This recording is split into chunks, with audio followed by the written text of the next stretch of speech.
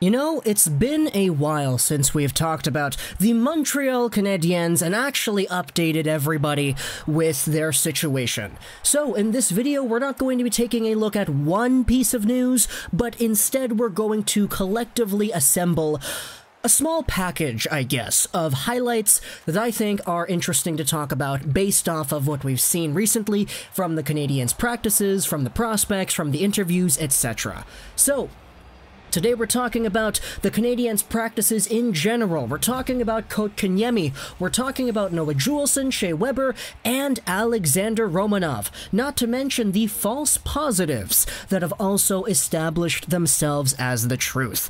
Let's start off today by going in chronological order. First off, we have ourselves a tweet from Andrew Zadarnowski who talks about Alexander Romanov.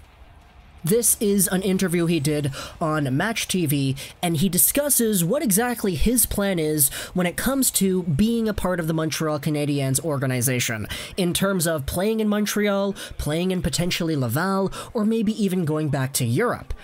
The question asks him, hey Alexander Romanov, have you ever thought of playing any of the months in the starting of the next year in Europe?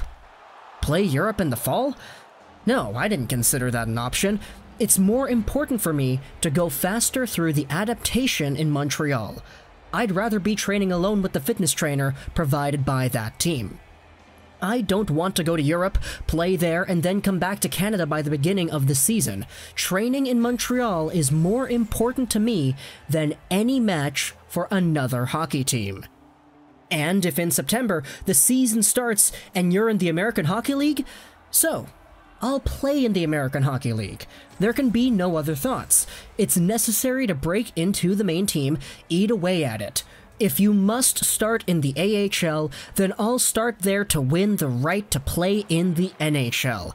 And man, obviously the translation isn't really the best. I mean, matchtv.ru didn't really do this in English. It's a Russian interview because it's a Russian website, just translated via Google, but this is a breath of fresh air, isn't it? We've seen so many prospects for other NHL teams throughout the past calendar year and a half, pretty much just leave their AHL teams because they don't want to take that step of developing in North America in the affiliate systems. We've seen guys like Kravtsov, like Anderson, like Puljujärvi just go back to Europe and start playing there. So that's kind of what my mind is subconsciously used to when it comes to these European prospects, to be honest. So it's a breath of fresh air to see somebody take a look at this and say, you know what? No, I don't want to play in Europe. What are you, nuts? I'm going to play here in Montreal. I'm going to work with the trainers, work with the fitness coach. I'm going to develop in Laval if that's what they see is right for me, and I'm going to go to the NHL the right way. Not ditch the AHL system, even though that's what they told me they want me to do. I just absolutely love that attitude, and Alexander Romanov, if that is the attitude that he shows out throughout his entire NHL career here as a Montreal Canadiens prospect, eventual D-man, and eventual star, then I think it's a very good foundation of a solid personality right there. But going further into our next piece of Montreal Canadiens news, we have an update on the infections that we talked about a few days ago. This is actually quite old as well. Our Ponbasu noted how the virus positives that were tested on the Montreal Canadiens that we reported in a video a few days ago actually turned out to be false positives. Earlier last week it was reported that 3 of them tested positive, but a few days later it was confirmed that actually 2 of those tests were false positives, meaning that they were tested, it said they were positive, everybody freaked out, but then they were probably tested again a second time, maybe even a third time, and had negative results then too. So that kind of puts into question the whole idea of NHL players actually testing positive, because it is possible that some of these have been false positives, but at the same time, devil's advocate, there is room for debate that some of the negative tests were also false negatives as well. So even though that was older news, I thought it would be appropriate to talk about it here because at least we're talking about it in a big Habs news package. On to the Montreal Canadiens practices, though. We've been getting quotes yesterday, today, and a few days ago talking about the Montreal Canadiens and how things have been going for the practices. This is what Jake Evans said yesterday about how the Habs are doing that. The Habs are spread out in different dressing rooms. Only 4 players to a room. It's the same ones yesterday on Monday and the same ones today on Tuesday. Many precautions are being taken even if they are all on the ice together. So it's good to see that at least the Montreal Canadiens are out here giving their all and actually making sure that the players stay safe. Not getting some big groups of guys all there huddled around, changing clothes, taking showers, and just doing dressing room stuff all together. Because still, social distancing, you gotta do it at least if you want to maintain a standard of cleanliness and reduce likelihood of spreading whatever viruses and stuff may be in the air. When it comes to the actual practices, though, let's get into some quotes from Claude Julien as to who stands out to him from the Montreal Canadiens bench. For example, this one catches my eye right off the bat. Claude Julien was asked about Nick Suzuki and how good Suzuki has been.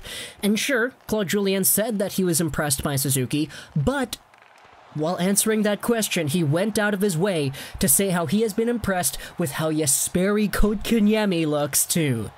Obviously, though, again, don't misunderstand Eric Engels, he praised Suzuki as well. Here's another tweet from John Liu of TSN talking about what Juulsen said about Kotkaniemi as well. Kotkaniemi is skating way better than he did at the start of the season with a good pace to his game.